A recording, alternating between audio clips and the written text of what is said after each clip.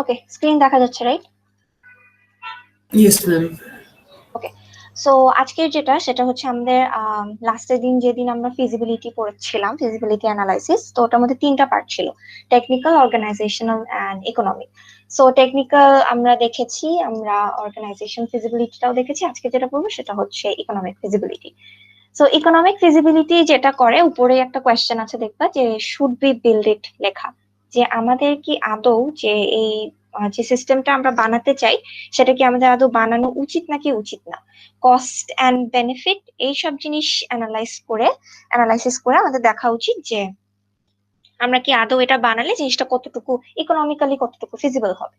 তো সেই জন্য আমরা হচ্ছে ইকোনমিক ফিজিবিলিটিতে কিছু কস্ট বেনিফিট অ্যানালাইসিস পারফর্ম করি। আমরা দেখি যে আমাদের ক্যাশ ফ্লো কতটুকু আসছে, ক্যাশ ফ্লো বলতে আমরা বেনিফিট ও নেট বেনিফিট আমাদের কতটুকু হচ্ছে। আরওআই বলে একটা জিনিস আমরা দেখবো। সো দেন আমাদের কতটুকু ডেভেলপমেন্ট কস্ট হচ্ছে, অ্যানুয়ালি কতটুকু আমাদের অপারেশনাল খরচ যাচ্ছে। সো এই সব কিছু বিষয় যেখানে এগুলা দেওয়া আছে, এগুলো হচ্ছে আমরা অ্যানালাইসিস করে দেখতে হয় আর কি। যে আমরা হচ্ছে বিভিন্ন ধরনের তো আমাদের খাতে খরচ হতে পারে। আমরা যে সিস্টেমটা বানাবো সেটার তো জন্য বা আমাদের যে একটা অর্গানাইজেশন থাকবে সেটার জন্য আমাদের একটা অফিস ভাড়া করতে হবে, এমপ্লয়ীদের স্যালারি দিতে হবে, বিভিন্ন আরো রিসোর্সেস থাকে। আমরা যে বিভিন্ন মেশিন বসাবো, প্রত্যেকটা এমপ্লয়ির জন্য যে আলাদা করে পিসি থাকবে। সো এসব অনেক কিছু আমাদের ডেভেলপমেন্ট বা অপারেশনাল এসব কিছু কস্ট থাকে। এন্ড এইসব করার জন্য সেটার জন্য আমরা কিছু ইনভেস্টমেন্টও করব। ক্লায়েন্ট যে আমাদেরকে জিনিসটা বানাতে দিবে সেটার থেকে আমরা কিছু টাকাও পাবো। সো এইসব কোন দিক থেকে আমাদের কস্ট হচ্ছে and কোন দিকে আমাদের বেনিফিট হচ্ছে, এইসব বিষয় নিয়ে হচ্ছে ইকোনমিক ফিজিবিলিটিটা আমরা অ্যানালাইসিস করি। ওকে, সো এখানে কিছু স্টেপস দেওয়া আছে ইকোনমিক ফিজিবিলিটি, যে কি কি আমাদের করতে হয়। সো এগুলো তোমরা যদি একটু পড়ে নাও, তোমরা নিজে থেকেই আই গেস বুঝতে পারবা। সো এখানে কিছু এক্সাম্পল দেওয়া আছে যে কস্ট এন্ড বেনিফিট আমাদের কি কি খাতে হতে পারে। সো দেখো, ডেভেলপমেন্ট কস্ট কি কি, যে আমরা যে বললাম যে আমাদের টিমের স্যালারি দেওয়া, ফিস দেওয়া, যে আমরা যে এমপ্লয় গুলো থাকবে তাদেরকে ট্রেনিং, হার্ডওয়্যার এন্ড সফটওয়্যার ক্ষেত্রে হচ্ছে ডেভেলপমেন্ট কস্ট থাকে, ভেন্ডর ইনস্টলেশনের ক্ষেত্রে কস্ট থাকে। দেন হচ্ছে অফিস যে আমরা ভাড়া নিব বললাম, সেসব ক্ষেত্রে এগুলোকে আমরা ডেভেলপমেন্ট কস্ট বলছি। দেন অপারেশনাল কস্ট কি কি, যে আমরা যে সফটওয়্যার গুলো ইউজ করবো সেগুলো রেগুলারলি আপডেট থাকতে হবে, সেগুলো লাইসেন্সিং এর ফি থাকতে হবে।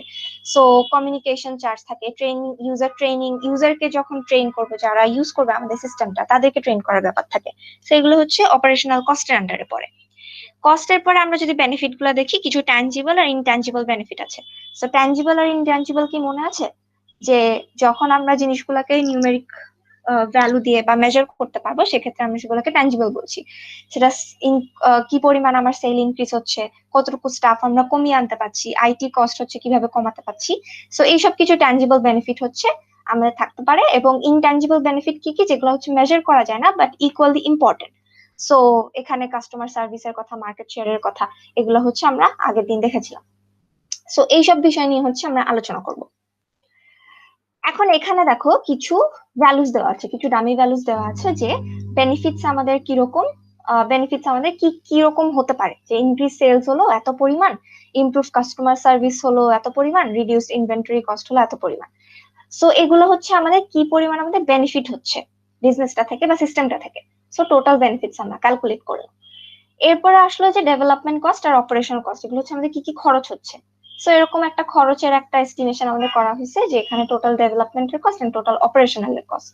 সো এখান থেকে টোটাল কস্টটা আসলো। সো টোটাল বেনিফিট কি, আমার কি পরিমাণ বেনিফিট হচ্ছে, আর টোটাল কস্টটা কি, ডেভেলপমেন্ট আর অপারেশনের ক্ষেত্রে আমার কি কি কস্ট হচ্ছে। এন্ড টোটাল কস্টটা হচ্ছে কি, ডেভেলপমেন্ট কস্ট আর অপারেশনাল কস্টটাকে আমরা সাম করলাম, তারপরে এই জিনিসটা পেলাম। ওকে, এতটুকু? Yes, ma'am. ওকে, সো এরপরে হচ্ছে এখানে একটা কস্ট বেনিফিটের অ্যানালাইসিসের একটা ডিটেইলড একটা ভ্যালুস দিয়ে সবকিছু দেওয়া আছে। সো এটা হচ্ছে তোমাদের কাছে যদি ক্যালকুলেটর থাকে তাহলে ভালো, আমরা যখন পরে সব ফর্মুলা গুলো আমরা জেনে যাব। আমাদের চারটা জিনিস আমরা দেখবো: present value, NPV, net present value, ROI and break even point. So এই সবগুলা ক্যালকুলেশন এই শীটটার মধ্যে করা আছে। তো আমরা যখন সবগুলা ভ্যালু একেবারে জেনে যাব, তখন আমরা এই এক্সাম্পলটাতে ফেরত আসবো, মিলাই দেখবো যে আমরা যে ক্যালকুলেশন গুলো করতেছি সেগুলো ঠিক আছে নাকি। ওকে, সো আমি এই স্লাইডটার মধ্যে আবার ফেরত আসতেছি। সো প্রথমে আমরা যে যে আমাদের জিনিস এই কস্ট বেনিফিট অ্যানালাইসিসে জানতে হয় সেগুলো আমরা কিভাবে ক্যালকুলেট করি সেগুলো দেখি। সো প্রথমে দেখো একটা জিনিস আছে যে প্রেজেন্ট ভ্যালু ক্যালকুলেশন। এই প্রেজেন্ট ভ্যালু ক্যালকুলেশনটা কি জিনিস? সো আমরা জানি যে আম, টাকার ভ্যালু তো সবসময় হচ্ছে এভার চেঞ্জিং থাকে, রাইট? সো আমার আগের দিনে 10 টাকার ভ্যালু যত ছিল, আজকালকার দিনে 10 টাকার ভ্যালু তো সেম না, তাই না? সো ধরো হচ্ছে আরো 30-40 বছর আগে কোনো একটা জিনিসের চালের দাম যত ছিল, হ্যাঁ, সো এখন এই চালের দাম তো বেড়ে গেছে, বা ওটা হচ্ছে এভার চেঞ্জিং হয়ে থাকে। সো এই টাকার মান যে কমে বাড়ে এটা তো আমরা জানি। সো এই প্রেজেন্ট ভ্যালু দিয়ে ওইটাই হচ্ছে বোঝানো হয় যে আমরা হচ্ছে কারেন্ট বছরে থেকে, মানে কারেন্ট সিচুয়েশনে থেকে আমরা কারেন্ট যে ইনভেস্টমেন্টটা করব সেটা হচ্ছে আরো কিছু বছর পরে গিয়ে কত পার্সেন্ট ইন্টারেস্ট রেটে আমরা হচ্ছে সেটা রিসিভ করতে পারি, মানে সেটার ভ্যালু আরো কয়েক বছর পরে গিয়ে কত হবে। সো এখানে যেমন একটা দেখালো যে আমরা যদি $100 হচ্ছে আমরা 3 বছরে পেতে চাই এন্ড 10% রেটে, তাহলে হচ্ছে আমার প্রেজেন্টলি আমার $75.13 ইনভেস্ট করতে হবে। বুঝাতে পারছি এটার আহ ইয়েটা কি, মানে সিগনিফিকেন্সটা কি প্রেজেন্ট ভ্যালু? ম্যাম বর্তমানে এটা 75 টাকা, 3 বছর পরে এটা 100 টাকা হবে। হ্যাঁ, সো আমি যদি মানে প্রেজেন্ট ভ্যালু দিয়ে আমরা এটাই বুঝাচ্ছি যে বর্তমান কালে আমি যদি এত টাকা ইনভেস্ট করি তাহলে হচ্ছে 3 বছরে 10% ইন্টারেস্টে আমি হচ্ছে $100 রিসিভ করতে পারবো। সো সেই জিনিসটাই যে আমার কারেন্টলি কত ইনভেস্ট করতে হবে সেটাই হচ্ছে আমি প্রেজেন্ট ভ্যালু দিয়ে ক্যালকুলেট করব। সো ফর্মুলাটা কি? ফর্মুলাটা হচ্ছে current cash flow divided by হচ্ছে আমার 1 + interest rate to the power n। n বলতে আমি বুঝাচ্ছি যে নাম্বার অফ পিরিয়ডস, যে কত বছর। সো এখানে যেরকম এক্সাম্পলটা দেওয়া সেটা হচ্ছে 100 হচ্ছে আমার কি, যে আমার ক্যাশ ফ্লো অ্যামাউন্ট, ঠিক আছে, যেটা আমি পেতে চাই, হ্যাঁ, ডিভাইডেড বাই হচ্ছে 1 + ইন্টারেস্ট রেট হচ্ছে 10%, সেটাকে 0.1 দেওয়া হলো এন্ড 3 ইয়ার্স দেওয়া, সো সেটা to the power 3। So 100 divided by 1.331 করলে আমরা 75.13 পাবো। এটাই হচ্ছে আমার কারেন্টলি কত ইনভেস্ট করতে হবে সেটার পরিমাণ। বুঝা গেছে? সিম্পল কিন্তু খুবই, বুঝতে পারছি? Yes ma'am. ওকে, সো আমরা বললাম যে আমরা একটা ফর্মুলা দেখে আমরা হচ্ছে এইটাতে ডাক করব। ম্যাম 3 সো বছর পর কি 100 টাকা পুরাটা প্রফিট থাকবে নাকি ওই? প্রফিট ঠিক না, মানে হচ্ছে আমি কত রিসিভ করতে পারবো আর কি, মানে আমি জাস্ট কারেন্টলি কত ইনভেস্ট আমার করতে হবে সেটাই হচ্ছে আমার বেসিক্যালি ক্যালকুলেশনটা, যে আমার কত ইনভেস্ট করতে হবে, মানে একটা এস্টিমেশন যে আমি এত ইনভেস্ট করব। ওকে, সো আমি এখানে একটা এই যে এক্সাম্পল আমরা ব্যাক করব বলছিলাম। সো দেখো আমার হচ্ছে প্রথম বছরে 2003-তে যদি আমি দেখি যে আমার এরকম টোটাল একটা বেনিফিটের আমি অ্যামাউন্ট পাচ্ছি, আমি টোটাল বেনিফিটের অ্যামাউন্ট পাচ্ছি এই যে 6,38,000, ঠিক আছে। সো এই প্রেজেন্ট ভ্যালু অফ বেনিফিটসটা আমি কি করে ক্যালকুলেট করব? সো এখানে হচ্ছে তোমার আমি ধরে নিলাম যে আমার 2003, তো তার মানে হচ্ছে এটা প্রথম বছর, রাইট? এন্ড এখানে হচ্ছে আমার ইন্টারেস্টের রেটটা হচ্ছে 3%। তোমাদের কাছে যদি ক্যালকুলেটর থাকে তোমরা ফর্মুলাতে বসায় দেখতে পারো যে তোমরা এই ভ্যালুটা পাও নাকি। আছে ক্যালকুলেটর সাথে?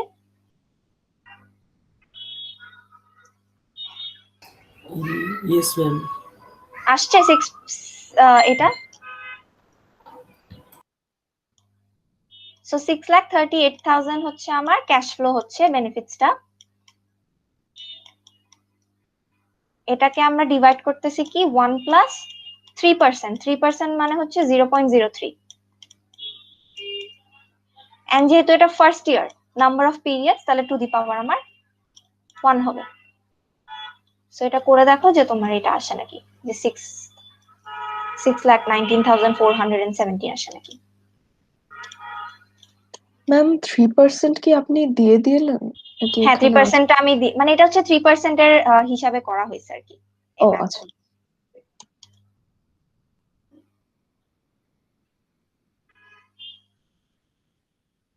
জি মিস আসছে। ঠিক আছে, সো এটা হচ্ছে সবগুলার ক্ষেত্রেই আসবে।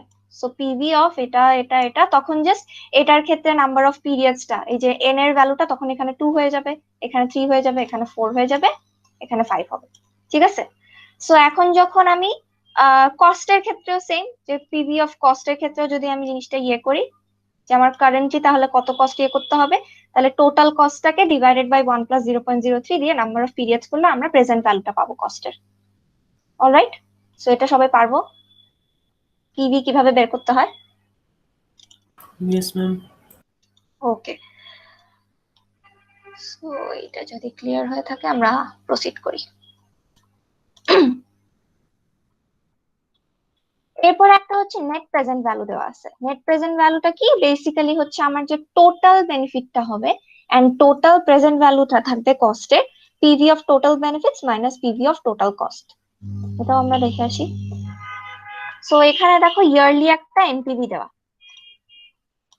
সো এই বছরের ক্ষেত্রে আমার এখানে বেনিফিটস, পিভি অফ বেনিফিটস কত ছিল 2003 এর জন্য 619417, আর পিভি অফ কস্ট কত ছিল 1765129, রাইট?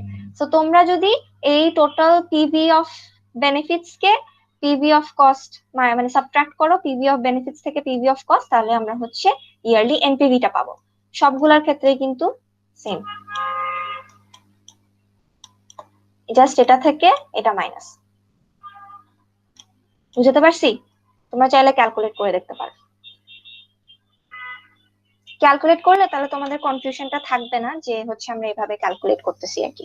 সো 619417 মাইনাস 1765129, এটা করলে দেখবা যে আমাদের যে ইয়ারলি যে এনপিভিটা আসতেছে, ইয়ারলি এনপিভি বলতে এই বছরের জন্য আমার নেট প্রেজেন্ট ভ্যালু কত, 2004 এর জন্য আমার নেট প্রেজেন্ট ভ্যালু কত। সো এটা আমরা হচ্ছে এভাবে পাবো, পিভি অফ বেনিফিটস থেকে পিভি অফ যদি কস্ট আমরা বাদ দিই। মিলছে? Yes ma'am. তোমাদের কোয়েশ্চেন থাকতে পারে যে পিভি অফ বেনিফিটস থেকে যখন আমরা পিভি অফ কস্টটা বাদ দিব, ভ্যালুটা কিন্তু নেগেটিভ আসে, রাইট? সো এই যে হচ্ছে এটা হচ্ছে মানে বিজনেস বা ইকোনমিক্স এর ক্ষেত্রে টাকার পরিমাণটা তো কখনো নেগেটিভ হতে পারে না, বুঝছো? টাকার পরিমাণটা কখনোই নেগেটিভ হতে পারে না। কেন বলতেছি, কারণ হচ্ছে আমি যদি বলি যে আমি তোমার থেকে -100 টাকা পাই, হ্যাঁ বেসিক্যালি এটার মানে কি তুমি অ্যাকচুয়ালি আমার থেকে 100 টাকা পাবা, আমি কিন্তু তোমার থেকে -100 টাকা পেতে পারি না, ঠিক আছে? সো এইটাই আমরা ব্র্যাকেট দিয়ে হচ্ছে এটাই বোঝায় যে টাকার ভ্যালু তো নেগেটিভ হতে পারে না, কিন্তু বেনিফিটস যে এখনো হচ্ছে কস্টের চেয়ে কম, এটা দিয়ে হচ্ছে আমরা এটা বুঝতে পারি যে এই জন্য এখানে ব্র্যাকেট গুলা দেওয়া। সো ব্র্যাকেট গুলা বেসিক্যালি মিনস এগুলো হচ্ছে নেগেটিভ ভ্যালুস। ওকে ওকে, সো এনপিভিও তাহলে আমরা বুঝে ফেলছি। কোনো কোয়েশ্চেন আছে? হ্যাঁ, কোনো আনসার গুলো কোয়েশ্চেন? ম্যাম লেখার সময় তো ম্যাম একদম আর কি এক্সাক্ট, মানে এক দুই এক তো 19-20 হওয়া যাবে না।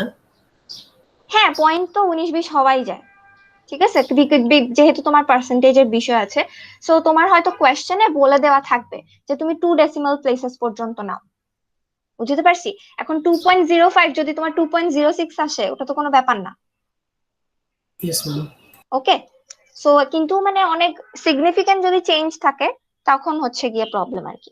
বাট তোমরা যদি ক্যালকুলেশনটার প্রসেস বা মানে যদি পরীক্ষায় ক্যালকুলেশনের প্রসেস সহ দেখাতে হয়, তখন যদি তোমরা ঠিক করে করতে পারো, ওখানে তোমরা মার্কস পাবা। ওকে ওকে, তাহলে আমাদের দুটো জিনিস অলরেডি শেষ চ্যাপ্টার মধ্যে, একটা হচ্ছে প্রেজেন্ট ভ্যালু আমরা বুঝে গেছি, নেট প্রেজেন্ট ভ্যালুও বুঝে গেছি। এরপর আসি হচ্ছে return on investment. Return on investment হচ্ছে কি জিনিস, যে আমরা যে আহ টাকাটা ইনভেস্ট করব সেটার এগেনস্টে আমরা হচ্ছে কত টাকা রিসিভ করতে পারি।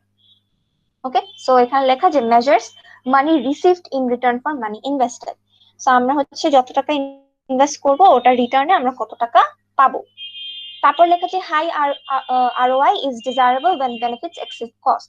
সো হাই আরওআই টা হচ্ছে ডিজায়ারেবল। অফকোর্স যদি আমার হচ্ছে রিটার্ন অফ ইনভেস্টমেন্টের পার্সেন্টেজটা বেশি হয়, তার মানে হচ্ছে আমি এত টাকা ইনভেস্ট করলে আমি হচ্ছে হাই আরওআই থাকলে হচ্ছে আমি বেশি টাকা রিসিভ করবো আরো। ওকে, সো এই আরওআই টা দিয়ে হচ্ছে আমরা এইটাই মেজার করি যে আমি কত টাকা ইনভেস্ট করার পরে আমি রিটার্নে কত টাকা পাবো। এখন রিটার্ন অন ইনভেস্টমেন্টটা কিভাবে ক্যালকুলেট করি?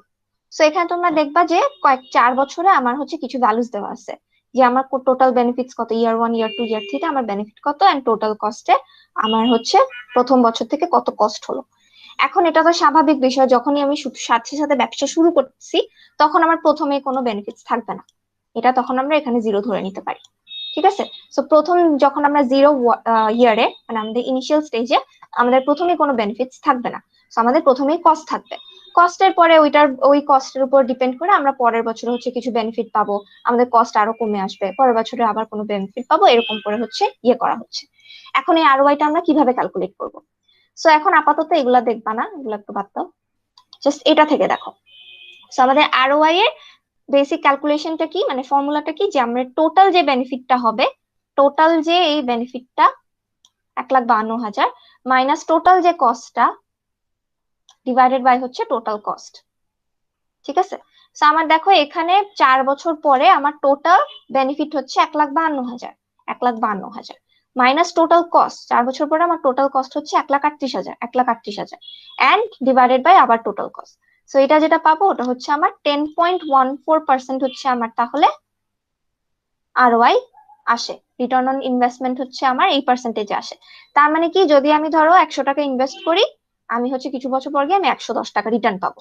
তার মানে কি বুঝতে পারতেছো, যদি আমার 70% 80% আরওআই হয়, তার মানে আমার রিসিভ যেটা হবে সেটা হচ্ছে আমার অনেক বেশি হবে। তো যত বড় আরওআই এর পরিমাণ তত ভালো, ঠিক আছে, সেটা ততই ডিজায়ারেবল। টোটাল বেনিফিটস কিভাবে ক্যালকুলেট করবো, এই সবগুলো যোগ করে আমরা টোটাল বেনিফিট পেলাম, এন্ড এগুলো সব যোগ করে আমরা টোটাল কস্ট পেলাম। আরওআই কি পাওয়া যাবে? Yes ma'am. ওকে। এখন আরওআই এর ক্ষেত্রে তোমার হচ্ছে সব সময় জিজ্ঞেস করতে পারো যে কোয়েশ্চেনে কি এরকম সিম্পল ভাবে total benefits and total cost দেওয়া থাকবে নাকি। কোয়েশ্চেনে তোমাদের মাঝে মাঝে জিনিসটা কিন্তু পিভি দিয়েও বের করা, মানে বলতে পারে পিভি দিয়ে বের করো তোমরা জিনিসটা কিরকম, যে এই যে টোটাল বেনিফিটস তো আমাদের এরকম সিম্পল, কিন্তু আমাদের যদি কোয়েশ্চেনে এরকম 10% দেওয়া থাকে, ঠিক আছে, 10% দেওয়া থাকে একটা, মানে যখনই দেখবা যে কোয়েশ্চেনের মধ্যে এরকম পার্সেন্টেজ একটা দেওয়া আছে, একটা ইন্টারেস্টের রেট দেওয়া আছে, এন্ড বলতেছে যে পিভি দিয়ে জিনিসটাকে ক্যালকুলেট করো, তখন কিন্তু আমার করতে হবে কি, এই যে টোটাল বেনিফিটসটা পাচ্ছি, টোটাল বেনিফিটসে আমার পিভি বের করে নিতে হবে। টোটাল টোটাল যে আমরা কস্টটা পাবো সেই টোটাল কস্টেরও প্রেজেন্ট ভ্যালুটা বের করতে হবে, মানে present value of cost and present value of benefits. এরপর হচ্ছে আমরা এই যে ইকুয়েশনে বসানোর সময় আমরা হচ্ছে পিভি গুলা বসাবো, PV of total benefits, PV of total cost, and এখানেও পিভি অফ টোটাল কস্ট। বুঝতে পারছি? মানে তোমার কোয়েশ্চেনে মাঝে মাঝে বলা থাকতে পারে, এখন কে কোয়েশ্চেন করবে জানি না, সো কোয়েশ্চেন হচ্ছে যেই করুক না কেন, তোমার কোয়েশ্চেনটা এরকম সিম্পলিও আসতে পারে যে তুমি এভাবে করো, আর কোয়েশ্চেনটা না হলে বলা থাকতে পারে যে তোমার 10% এরকম কিছু ইন্টারেস্ট কোয়েশ্চেনে দেওয়া থাকবে। সো তোমার প্রথমে কি করতে হবে, বেনিফিটস এর প্রেজেন্ট ভ্যালু, কস্টের প্রেজেন্ট ভ্যালু বের করে নিয়ে এরপর হচ্ছে আমরা আরওআইটা বের করবো। সো তখন এখানে আমরা পিভি ভ্যালুগুলো, প্রেজেন্ট ভ্যালুগুলো ইউজ করবো। বুঝতে পারছি? Yes ma'am. Okay, so back to the example. So এখানে আমরা একটু দেখি যে আমাদের এখানে আরওআই কিভাবে ক্যালকুলেট করছে।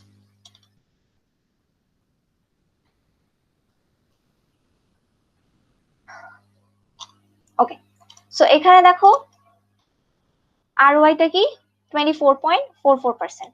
কিভাবে আসলো? সো আমরা কি বললাম যে আমার থাকতে পারে যে পিভি দিয়ে বের করতে বলতে পারে। সো এখানে তো অলরেডি আমরা পিভি একটু আগে বের করছিলাম, ক্যালকুলেট করে দেখছিলাম।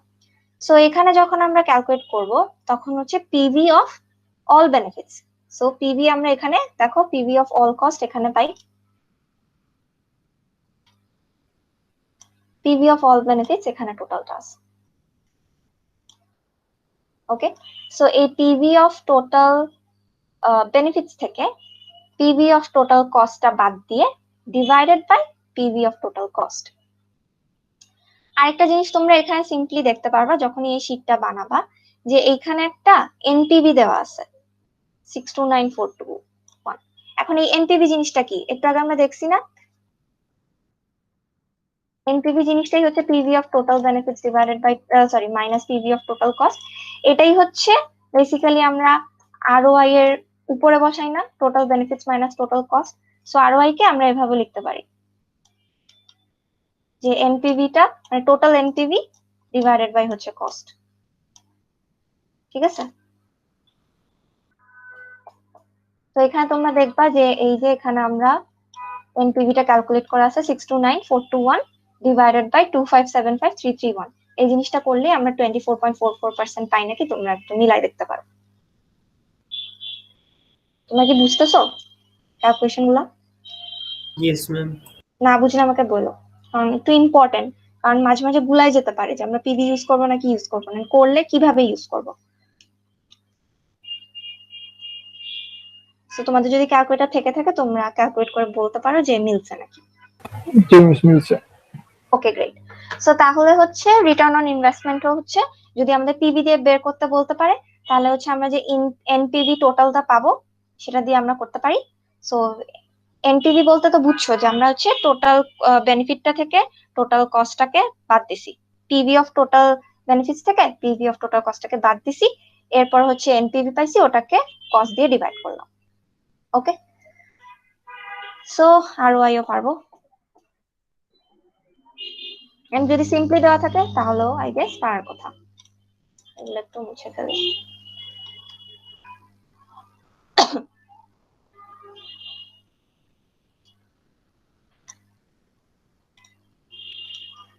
পরের জিনিসটা আমরা দেখবো যে ব্রেক ইভেন পয়েন্ট কি জিনিস।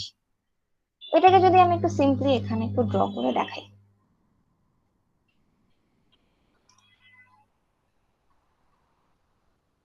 ঠিক আছে, সো প্রথমে যখন আমাদের কস্ট, একটা সিস্টেম যখন আমরা ইনিশিয়ালি শুরু করব তখন কি অবশ্যই কস্ট বেশি থাকবে না? কস্ট তো কি হয় যে শুরুতে আমাদের বেশি থাকে, শুরুতে আমাদের সবকিছু অনেক খাতে আমাদের খরচ করতে হয়, এন্ড খরচ করার পর হচ্ছে শুরুতেই কস্ট অনেক বেশি থাকে, এন্ড দেন হচ্ছে আস্তে আস্তে আমরা কস্টটাকে রিডিউস করি। তো আমরা যদি ধরি যে আমার কস্টটা এখান থেকে শুরু হচ্ছে এতটুকু পর্যন্ত, কস্ট আস্তে আস্তে কমলো, ঠিক আছে। এরপরে যদি আমরা বেনিফিটস এর ক্ষেত্রে চিন্তা করি যে আমার বেনিফিটসটা কি হয়, বেনিফিট হচ্ছে শুরুতে হচ্ছে একদমই কিছু থাকে না, কারণ শুরুতে আমাদের কোনো বেনিফিটই থাকবে না, আস্তে আস্তে হচ্ছে আমাদের বেনিফিটটা বাড়ানো হচ্ছে আমাদের টার্গেট থাকে, তো আস্তে আস্তে বেনিফিট একটা বিজনেসে বাড়ে। সো সাপোজ হচ্ছে এরকম করে শুরুতে কম, পরে হচ্ছে আমাদের বেনিফিটটা বাড়লো। সো একটা পয়েন্টে কি হয় দেখো, যে একটা পয়েন্টে কস্ট আর বেনিফিটের পরিমাণটা কি সমান না এই জায়গাটাতে? Yes ma'am. সো এই জায়গাটাতে যখন হচ্ছে কস্ট আর বেনিফিটের পরিমাণ সমান, এই পয়েন্টের পর কি হয়, কস্ট কমতে থাকে এন্ড বেনিফিট হচ্ছে কস্টের থেকে বেশি হতে থাকে। সো ব্রেক ইভেন পয়েন্ট হচ্ছে আমাদের ওই জায়গাটা বের করা যে কোন বছরের পরে আমার বা কোন পয়েন্টে এসে আমার বেনিফিটটা কস্টের চেয়ে বেশি হবে, যে আমি কস্টের তুলনায় আমি বেনিফিট হচ্ছে বাড়াতে পারবো। সো এগুলো হচ্ছে এক একটা, ধরো এটা হচ্ছে ইয়ার 1 হলে, এটা ইয়ার 2 হলে, এটা ইয়ার 3 হলে, সাপোজ এটা ইয়ার 4। সো এখান থেকে আমি বলতে পারি যে ইয়ার 4 এ হচ্ছে গিয়ে আমার বেনিফিটটা কস্টের চেয়ে বেশি হবে। সো এই যে সালটা কখন হচ্ছে কস্টটা হচ্ছে বেনিফিটের চেয়ে কমে যাচ্ছে এন্ড বেনিফিটটা আমার বাড়ছে, সেই জায়গাটা বের করাই হচ্ছে আমার ব্রেক ইভেন পয়েন্টটা বের করা, সেই জায়গায় হচ্ছে আমার ব্রেক ইভেন পয়েন্ট। ঠিক আছে, সো ব্রেক ইভেন পয়েন্টটা হচ্ছে আমরা কিভাবে ক্যালকুলেট করব। এখন এই যে number of years of negative যে ক্যাশ ফ্লো জিনিসটা থাকে, এটা হচ্ছে তোমরা কিছু জায়গায় কনফিউজ হয়ে যেতে পারো যে আমরা বছরটা কত বসাবো, যখন হচ্ছে বিকজ তুমি এই এক্সাম্পলটাতে দেখবা যে ইয়ার 0, ইয়ার 1, ইয়ার 2, ইয়ার 3 এভাবে দেওয়া।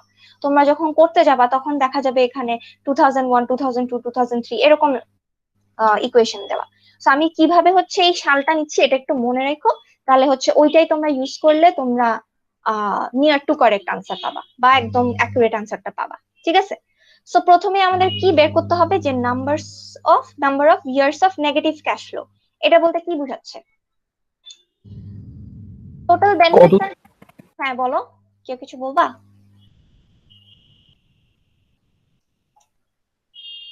আই মিন ওই যে কতদিন পর্যন্ত কস্টটা বেশি থাকতেছে। ইয়েস, কতদিন পর্যন্ত কস্টটা বেশি থাকতেছে, উইচ মিনস আমার কতদিন পর্যন্ত আমার এই যে নেট যে ক্যাশ ফ্লো আমরা বের করতেছি বেনিফিটস মাইনাস কস্ট, এটা কতদিন আমার নেগেটিভ থাকতেছে। এখন এই জিনিসটা আমরা কিভাবে বের করি সেটা আমরা ফার্স্টে করে নিই।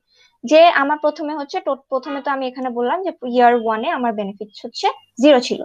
সো বেনিফিট থেকে আমার যদি কস্ট আমরা বাদ দেই, ব্র্যাকেট কেন দেওয়া, because obviously it's a negative value. এরপর হচ্ছে, হ্যাঁ বলো। একটু স্লো এক্সপ্লেনেশন করেন ম্যাম। ঠিক আছে, no problem, thank you for the feedback, আমি হয়ে যেতে পারে। আচ্ছা, সো আমি আরো আস্তে বলতেছি। সো আমার ব্রেক ইভেন পয়েন্ট পর্যন্ত কি বুঝছি যে কি হয়েছে? Yes ma'am. ওকে, আচ্ছা, এরপরে হচ্ছে আমরা দেখবো যে টোটাল বেনিফিট আর কস্ট থেকে আমরা কিভাবে আমাদের যে সূত্রে আছে ফর্মুলাতে আছে যে number of years of negative cash flow কি জিনিস, আমার হচ্ছে কত বছর পর্যন্ত আমার কস্টটা বেনিফিটের চেয়ে কম, এন্ড এই কস্টটা বেনিফিটের চেয়ে কম কতক্ষণ সেটা হচ্ছে আমরা বুঝবো কিভাবে, যতদিন পর্যন্ত আমার এই ভ্যালুগুলো নেগেটিভ থাকবে। ঠিক আছে, সো প্রথমে দেখো ইয়ার ওয়ানে তো আমার কোনো বেনিফিট থাকবে না, এটা আমি বলছি। সো আমরা প্রথমে দেখো এটাতে 0 আছে, কস্ট হচ্ছে আমার 1 লাখ। সো নেট বেনিফিটটা আমার কিভাবে আসবে, যে বেনিফিট থেকে আমি কস্টটাকে বাদ দিচ্ছি, which means আমার -1 লাখ আসতেছে, এটাকে আমি ব্র্যাকেটে বুঝালাম। ইয়ার ওয়ানে গিয়ে আমার বেনিফিট 45,000 হলো, কস্ট হচ্ছে 10,000 হলো। সো এটা হচ্ছে আমি 45 থেকে 10 বাদ দিয়ে 35 পেলাম, 50 থেকে 12 বাদ দিয়ে 38 পেলাম, 57 থেকে 16,000 বাদ দিয়ে 41 পেলাম। এগুলো হচ্ছে আমার এই টোটাল হিসাবগুলো, এগুলোকে সবগুলো টোটাল করে এটা বের করছি। কিউমুলেটিভ নেট ক্যাশ ফ্লো বলতে কি বুঝাচ্ছে, কিউমুলেটিভ শব্দটার সাথে তো সবাই পরিচিত, আমরা যে কিউমুলেটিভ জিপিএও ক্যালকুলেট করি, তোমাদের যে সিজিপিএ ক্যালকুলেট হয় ওটাও হচ্ছে কি কিউমুলেটিভ, যে আমার আগের বছরের থেকে পরের বছরে কিভাবে ইনক্রিজ হয়েছে।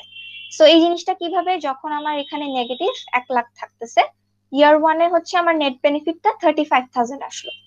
সো এটার সাথে প্রথমে তো আমার কিছু নাই, সো এটার সাথে পরের বছর আমি এটা যোগ করলাম, যোগ করে আমি এটা পেলাম, -1 লাখ প্লাস 35,000, 65,000 পেলাম। ইয়ার 2 তে গিয়ে আমার হচ্ছে নেট বেনিফিট যখন 38,000, 65 এর সাথে এটা অ্যাড করলাম, এটা অ্যাড করার পরে আমার তখন 27,000 আসলো। দেন 27,000 এর সাথে আমার পরের বছর যখন এই 41,000 প্লাস করলাম, আমার তখন লাস্টে গিয়ে আমার 14,000 হচ্ছে আমার কিউমুলেটিভ নেট ক্যাশ ফ্লো আমি লাস্টে পাইলাম। এন্ড সবসময় মনে রাখবা এই যে টোটালটা যখন করবা তখন হচ্ছে যে 1,52,000 থেকে 1,38,000 বাদ দিলে যে আমি 14 পাচ্ছি, এইটা এন্ড এইটা ইকুয়াল কিনা তুমি যখন ক্যালকুলেট করবে তখন দেখবা। তোমার যদি এই জিনিসটা ইকুয়াল না হয় তাহলে বুঝবা যে তুমি এই ক্ষেত্রে ক্যালকুলেশনের ক্ষেত্রে কিছু ভুল করছো। কিউমুলেটিভ নেট ক্যাশ ফ্লো কিভাবে করব বুঝছি।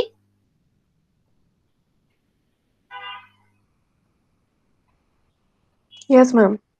ওকে, সো এখন এই কিউমুলেটিভ নেট ক্যাশ ফ্লোর ক্ষেত্রে আমরা বলতেছি যে আমরা ব্রেক ইভেন পয়েন্ট যখন বের ম্যাম করব, এখানে 35,000 আসলো কিভাবে আরেকবার বলবেন? হ্যাঁ 35,000 আসতেছে হচ্ছে এই আগেরটা থেকে, এই নেট বেনিফিটসটা থেকে, টোটাল বেনিফিট থেকে আমি টোটাল কস্টটা বাদ দিচ্ছি।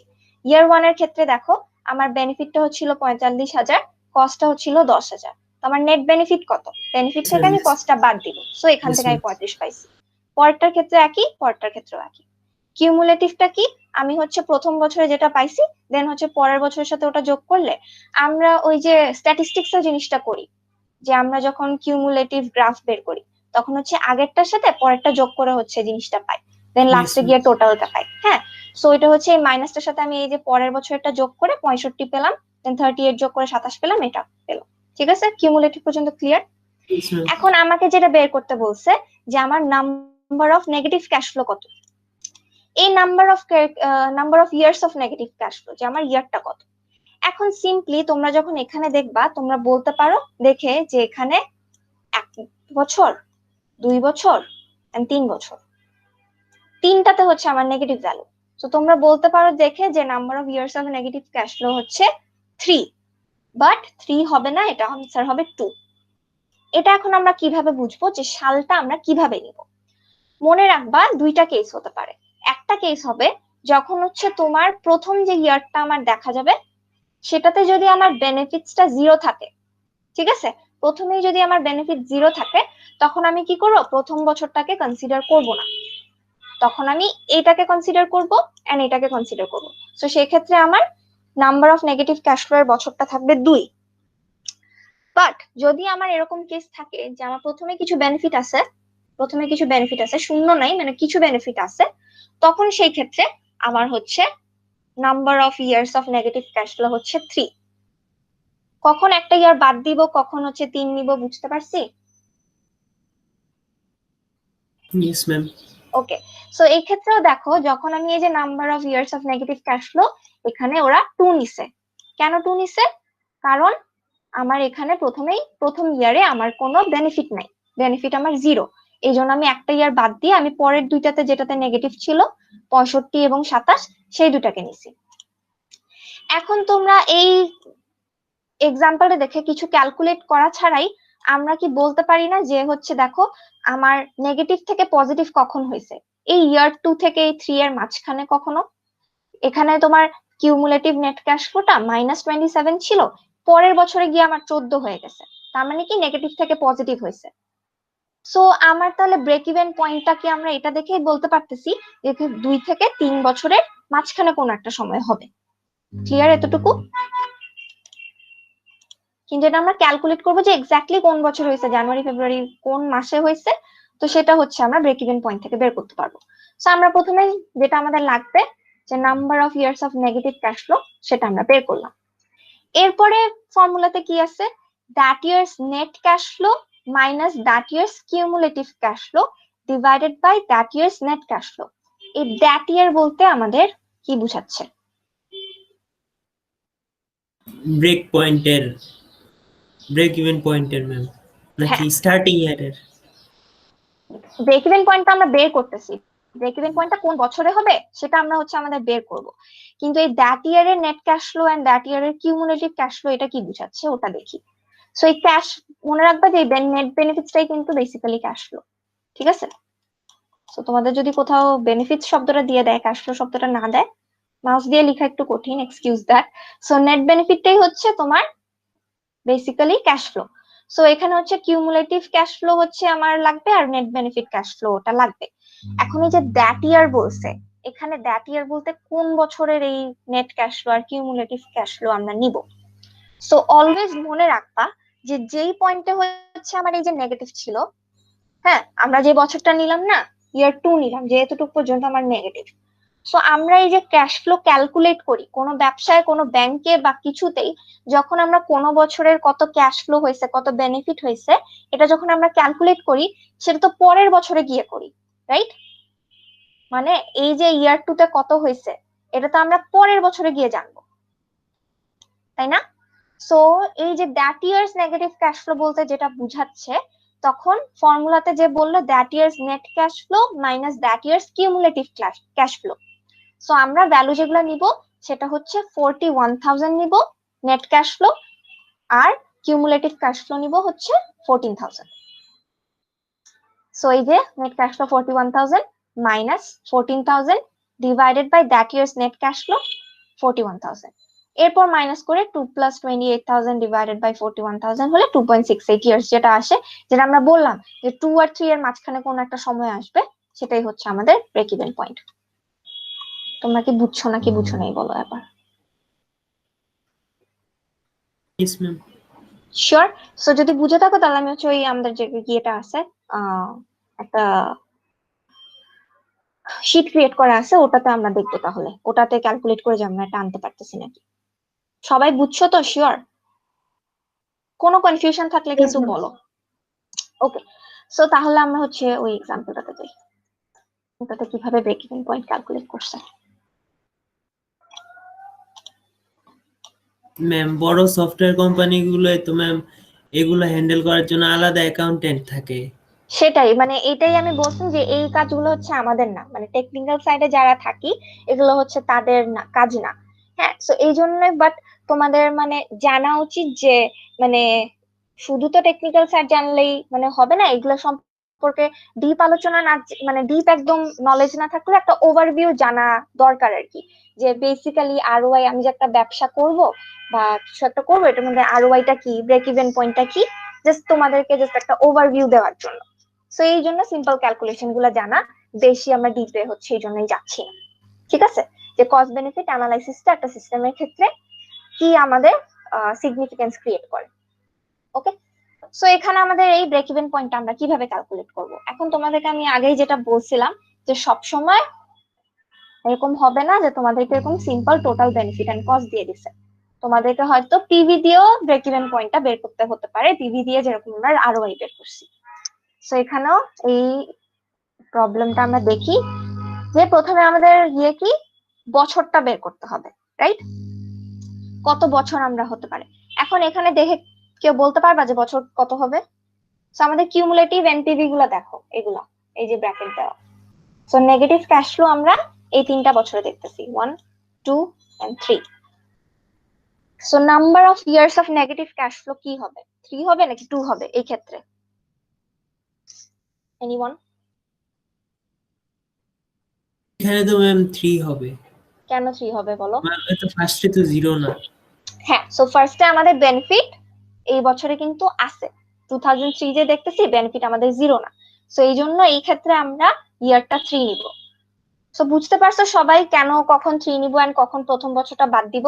যখন বেনিফিট আমাদের 0 থাকবে তখন আমরা প্রথম বছরটাই বাদ দিয়ে দিব, যখন আমাদের হচ্ছে বেনিফিট থাকবে তখন কিন্তু আমরা প্রথম বছরটাকেও কনসিডার করব।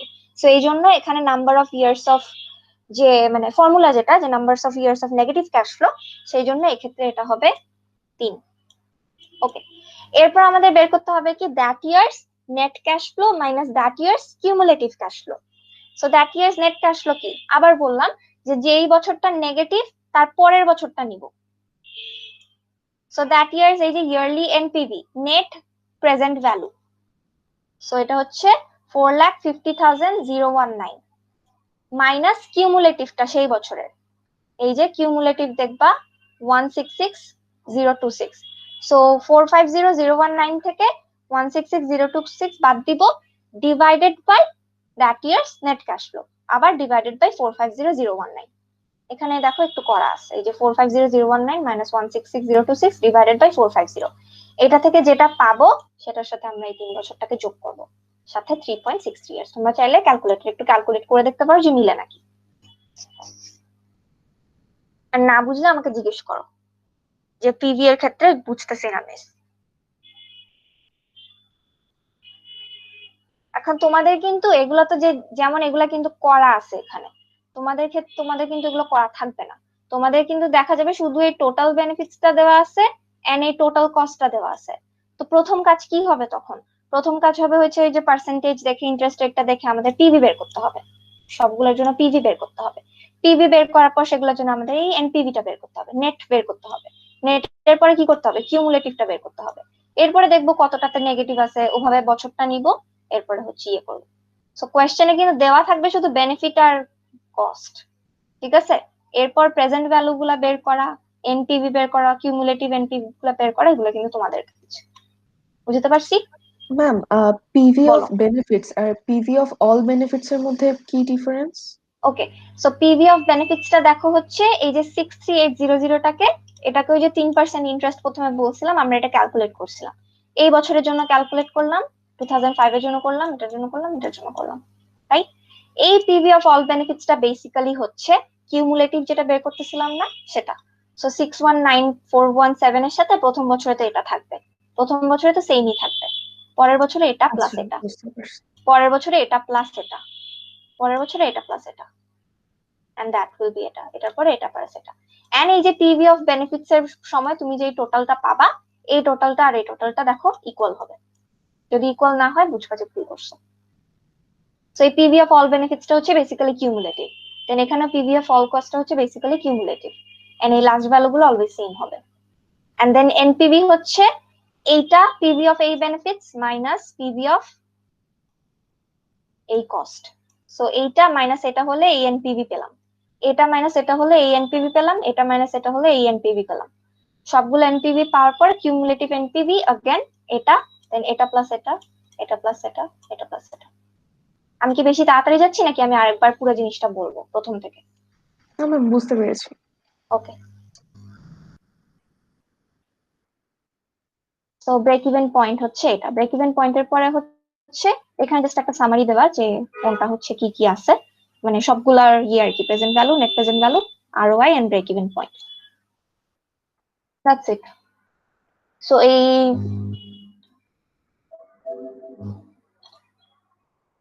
স্লাইডে হচ্ছে আর কিছু নাই। তোমাদের আর কোনো কোয়েশ্চেন থাকলে বলো। তোমরা যদি বলো যে এই জিনিসটা আমি প্রথম থেকে একেবারে কিভাবে ক্যালকুলেট করব আবার বুঝাই দিতে, সেটাও আমি বুঝাই দিতে পারি একটা সামারি। কোনো কোয়েশ্চেন? এই লেকচারে আর কিছু নাই, মানে এই কয়েকটা জিনিসই। সো তো আর আরেকটা যেটা বললাম যে তোমরা যদি চাও তাহলে হচ্ছে আমি কিছু ডামি ভ্যালুস দিয়ে তোমাদেরকে কিছু এক্সারসাইজও দিতে পারি, তাহলে তোমাদের প্র্যাকটিস হবে। হ্যাঁ ম্যাম, এক্সারসাইজ গুলো দিলে একটু ভালো হবে। আচ্ছা ঠিক আছে, আমি তাহলে কয়েকটা এক্সেল শিট বানাই দিব, প্রত্যেকটাতে তোমরা হচ্ছে নিজেরা বের করে করে দেখো, মানে প্রথমে তোমরা বের করবা তো, আর আনসার গুলা হচ্ছে পরের ক্লাসে তাহলে আমার সাথে মিলাই নিতে পারবা, তাহলে আমি দেখবা যে তুমি ঠিকভাবে করছো নাকি ভুল করছো। আচ্ছা ম্যাম, এই পেইড পেইড সফটওয়্যার যেগুলো ওগুলা তুমি বেনিফিট আসে, কিন্তু ম্যাম ফ্রি সফটওয়্যার যেগুলো ওগুলা ম্যাম আর কি কিভাবে আর কি বেনিফিটটা আসবে? বেনিফিট তো তোমার হচ্ছে শুধু মানে ফ্রিতেই হচ্ছে প্রফিট হয় না, সো প্রফিট তো তোমার অন্য ভাবেও হয়। সো আমরা যেরকম দেখালাম, আম, এখানে তো কয়েকটা খাত ছিল, শুধু কি সেলস ছিল? সেলস ছিল না। আমরা যে এমপ্লয়ি যে থাকতেছে আমাদের, এমপ্লয়ি যদি আমরা কম স্টাফ দিয়ে জিনিসটা করতে পারি, ইনভেন্টরি যদি আমাদের কম লাগে, আইটির কস্ট যদি আমাদের কমে যায়, যে আমাদেরকে জিনিসপত্র সাপ্লাই দিতেছে তাদের থেকে যদি আমরা বেটার সাপ্লাই এর প্রাইস পাই, অনেকদিন ধরে আমরা তাদের কাস্টমার, তো তাদের থেকে হচ্ছে আমরা কিছু বেনিফিট পেলাম, তারা আমাদেরকে কিছু বছর পরে আমাদেরকে পরিচিত হয়ে যাওয়ার পর ডিসকাউন্ট দেওয়া শুরু করলো। তো ওইসব ক্ষেত্রেও কি আমাদের কস্ট কমে যাচ্ছে না? এন্ড কস্ট কমে যাওয়া মানে তো আমাদের বেনিফিটটা বাড়তেছে, ইয়েস বুঝছি। Ma'am. So it's not only যে আমরা সেল করলেই হচ্ছে জিনিসটা হচ্ছে, সো এন্ড আদার বেনিফিটসও আছে, যে আমরা যখন মার্কেটে আমাদের একটা ইয়ে থাকতেছে, সে আমরা মানুষের থেকে আমরা মোর ইনভেস্টমেন্ট পাচ্ছি। সো অনেকগুলা ক্ষেত্রেই হচ্ছে তোমার বেনিফিটস থাকতে পারে, এমন না যে শুধু বিক্রি করলেই কিছু আমাদের থাকবে। আমাদের অ্যাডভার্টাইজমেন্টের থেকে মানুষ প্রফিট করতে পারে। তুমি একটা জিনিস চিন্তা করো, ফেসবুক। সো ফেসবুক তো সবাই ফ্রিতে ইউজ করে, ফেসবুকে তোমার লগ ইন করতে কি টাকা লাগে? লাগে না। কিন্তু চিন্তা করো যে the number of people using Facebook, ঠিক আছে, the number of advertisements in Facebook. So ওই সব দিক থেকে ক্ষেত্রে আমার ট্যানজিবল ইনট্যানজিবল বেনিফিটস তোমার আসতে পারে।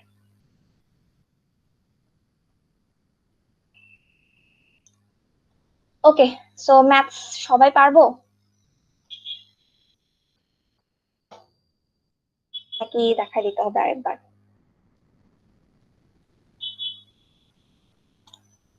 মোস্তফা? জি মিস, পারবো ইনশাল্লাহ। ওকে। ম্যাথস গুলা অনেক বড় থাকবে? বড় না, ওই তো তোমার হচ্ছে বেনিফিটস আর কস্ট গুলো দেওয়া থাকবে, তুমি জাস্ট একটা ফর্মুলা গুলো জানলেই তো পারতেছো, জাস্ট ক্যালকুলেটরে বসাবা, আর তো কিছু না। পিভি একবার বের করে ফেললেই তো হচ্ছে জাস্ট একটা থেকে একটা মাইনাস করে বের করে ফেলা যায়। ম্যাম, যে কোনো ম্যাথ শুরু করার আগে আগে আমাদের পিভিটাই বের করা লাগবে, তাই তো?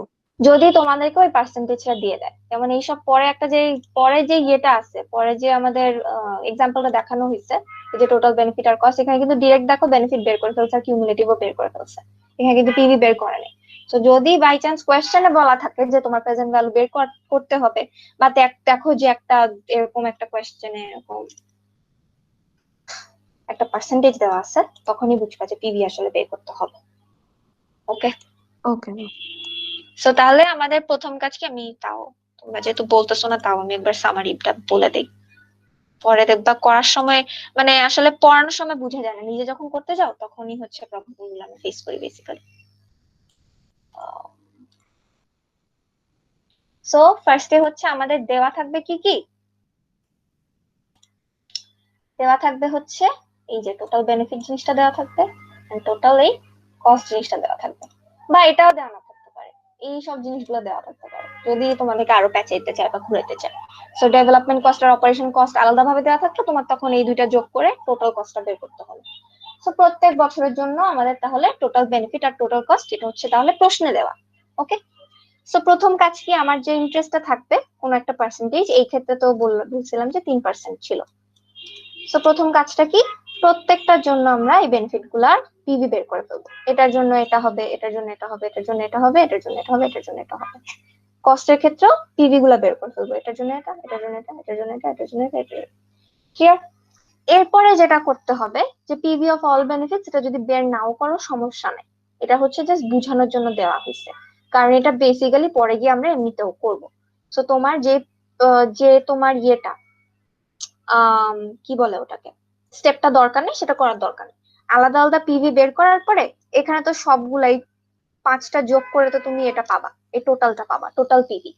এন্ড এটাতেও 5টা এরকম যোগ করার পরে কস্ট আর বেনিফিটের পিভি কিন্তু আমরা একইভাবে বের করি, ঠিক আছে। সো এটার ক্ষেত্রে ক্যাশ ফ্লো এটা হবে, এটার ক্ষেত্রে ক্যাশ ফ্লো এটা হবে, এটাই জাস্ট ডিফারেন্স। সো এখান থেকে এই সবগুলো যোগ করে এখানে আমরা টোটাল পিভিটা পাবো কস্টের। সো টোটাল পিভি বেনিফিট আর টোটাল পিভি কস্টের পেয়ে গেলাম। এরপরে কি এনপিভি বের করা। এনপিভি হচ্ছে কি ইচ ইয়ারের পিভির সাথে ওই ইয়ারের পিভির কস্টটা মাইনাস করা, বেনিফিটের থেকে কস্টটা মাইনাস করা। তাহলে হচ্ছে আমরা এই এনপিভি গুলা পেলাম এন্ড একটা টোটাল পাবো এই সবগুলা হচ্ছে ইয়ে করে। সো এরপরে হচ্ছে কিউমুলেটিভটা যেটা বললাম, প্রথম বছরটা তো প্রথম বছরটা সেম থাকবে, পরের বছরটা হচ্ছে এটা প্লাস এটা, এটা পাবো, দেন এটা প্লাস এটা, এটা পাবো, এটা প্লাস এটা, এটা পাবো, এটা প্লাস এটা, এটা পাবো, গেল। সো পিভি শেষ। এরপরে আরওআই। আরওআই এর ফর্মুলা কি, যে total benefits minus total cost divided by total cost. Total benefits minus total cost divided by total cost. So total benefits minus total কস্টটাই কি বেসিক্যালি এনপিভি, রাইট? বিকজ আমরা বারবার দেখো বেনিফিটস মাইনাস কস্টই করতেছি। So এই যে টোটাল বেনিফিট মাইনাস টোটাল কস্টটাই হচ্ছে বেসিক্যালি টোটাল এনপিভিটা, হুইচ ইজ এটা total NPV. So total NPV কে আমরা যদি টোটাল কস্ট দিয়ে ডিভাইড করি তাহলে আমরা পেয়ে গেলাম আরওআই। ঠিক আছে, আরওআই বুঝলাম। তারপরে হচ্ছে ব্রেক ইভেন পয়েন্ট কি। ব্রেক ইভেন পয়েন্ট হচ্ছে প্রথমে আমার লাগবে যে কত বছর আমার নেগেটিভ ক্যাশ ফ্লো হচ্ছে। সেক্ষেত্রে দুইটা কেস আমরা মনে রাখবো। এক নম্বর কেস কি, যদি প্রথম বছরে বেনিফিট 0 থাকে তাহলে আমরা ওই বছরটা বাদ দিয়ে বাকি যতগুলাতে নেগেটিভ থাকে সেটা দেখবো। সেকেন্ড কেস হচ্ছে যদি প্রথমটাতে বেনিফিট থাকে, বেনিফিটের ভ্যালু আমার 0 না থাকে, তাহলে হচ্ছে আমরা সেই বছরটাকেও নিব। সো এই ক্ষেত্রে যেহেতু প্রথম বছরে আমার বেনিফিট আছে, তাহলে আমার বছরটা হবে, প্রথম বছরটা হবে আমার 3।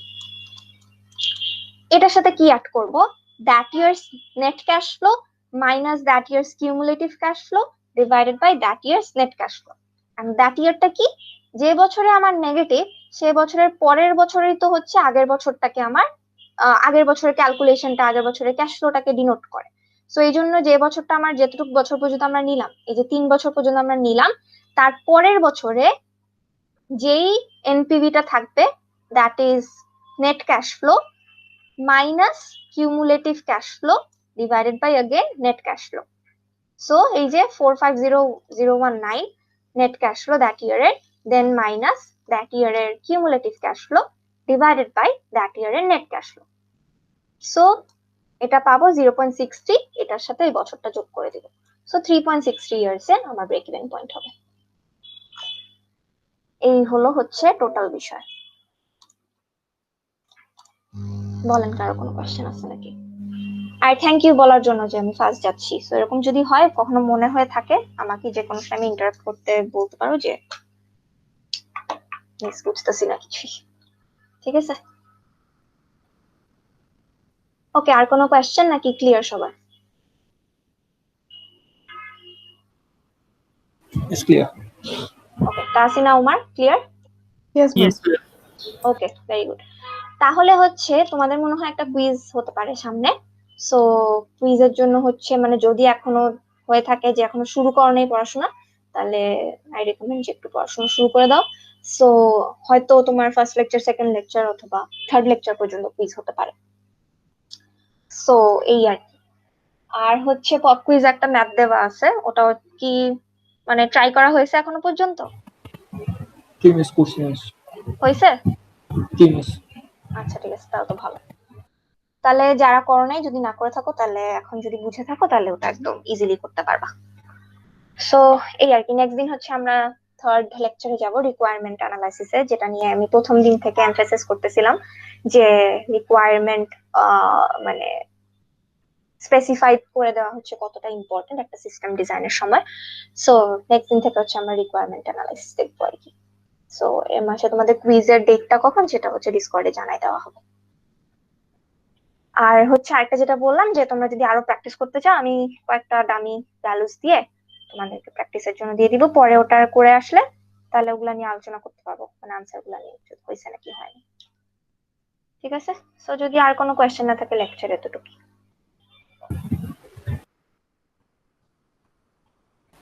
Thank you, Miss. Welcome. Thank you, Miss. Assalamu alaikum. আসসালামু আলাইকুম। ওয়ালাইকুম আসসালাম।